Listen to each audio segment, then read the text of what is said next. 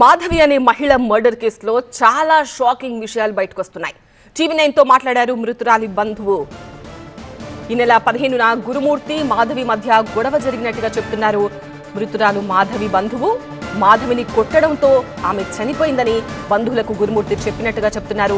తర్వాత బాత్రూంకి తీసుకువెళ్లి మాధవిని గురుమూర్తి నరికాడు అని చెప్తున్నారు.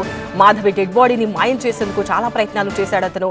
సీసీ ఫుటేజ్ ఆధారంగా విషయాన్ని పసిగట్టారు పోలీసులు. పూర్తి సాక్ష్యాధారాలు రాబట్టేందుకు పోలీసులు ప్రయత్నాలు చేస్తున్నారు.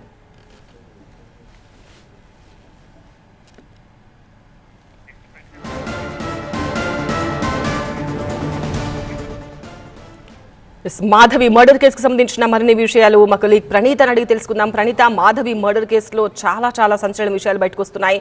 సో పోలీసుల ఇన్వెస్టిగేషన్ ఎలా సాగుతోంది? ప్రస్తుతం ఎక్కడున్నాడు ఆమె భర్త?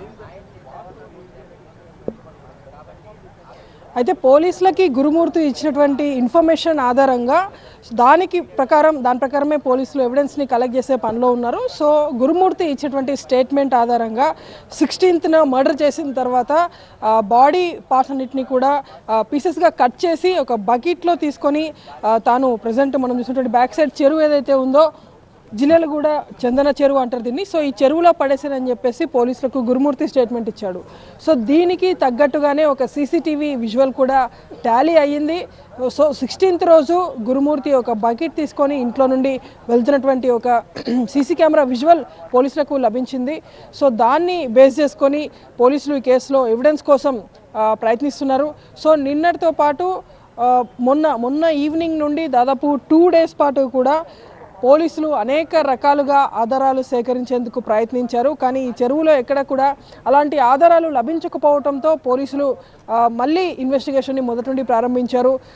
సో ప్రజెంట్ ఆయన గురుమూర్తి ఇస్తున్నటువంటి స్టేట్మెంట్ ఒక్కోసారి ఒక్కో తీరుగా ఉంటుందంటూ పోలీసులు చెప్తున్నటువంటి వర్షన్. ఆయన మద్యం మత్తులో ఈ ఘాతుకానికి ఒడిగట్టినప్పటికీ సో ఈరోజు స్టిల్ ఇప్పటికీ కూడా తాను ఇదే స్టేట్మెంట్ మీద ఉన్నాడు. తన భార్య తప్పిపోయిందని చెప్పేసి తాను మిస్సింగ్ కంప్లైంట్ ఇస్తే తననే నిందితుడిగా చేరుస్తూ ఎలా పోలీస్ స్టేషన్లో ఉంచారు, నా భార్య నాకు అప్పగించండి అంటూ ఆయన పొంతనలేని సమాధానాలు పోలీసులకు చెప్తున్నటువంటి పరిస్థితి కూడా ఉంది. సో ప్రజెంట్ మీర్పేట్ పోలీసులు అయితే వీళ్ళ ఫ్యామిలీ మెంబర్స్ అందరినీ కూడా విచారిస్తున్నారు. అటు మాధవి పేరెంట్స్ అట్లాగే గురుమూర్తికి సంబంధించినటువంటి కుటుంబ సభ్యులను సైతం విచారిస్తున్నారు.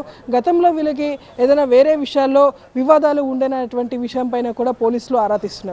అయితే పోలీసుల ప్రధాన ఫోకస్ మాత్రం మాధవికి సంబంధించినటువంటి ఆనవాళ్లను ఐడెంటిఫై చేసేటువంటి పనిలోనే ఉన్నారు. ఎందుకంటే ఈ ఎవిడెన్స్ సేకరించేందుకు చాలా కీలకం ఈ కేసులో అవే. సో ఒకవేళ అవి ఏవి కూడా దొరకకుంటే సీసీ కెమెరానే క్రూషియల్ ఎవిడెన్స్గా పోలీసులు పరిగణిస్తారు. కానీ పోలీసులు చెప్తున్నటువంటి వర్షన్ ప్రకారం బాడీ పార్ట్స్లో కొన్ని పార్ట్స్ను అవి కాల్చినా సరే అవి అలానే ఉంటాయనేటువంటి ఒక స్టేట్మెంట్ అయితే పోలీసులు చెప్తున్నారు.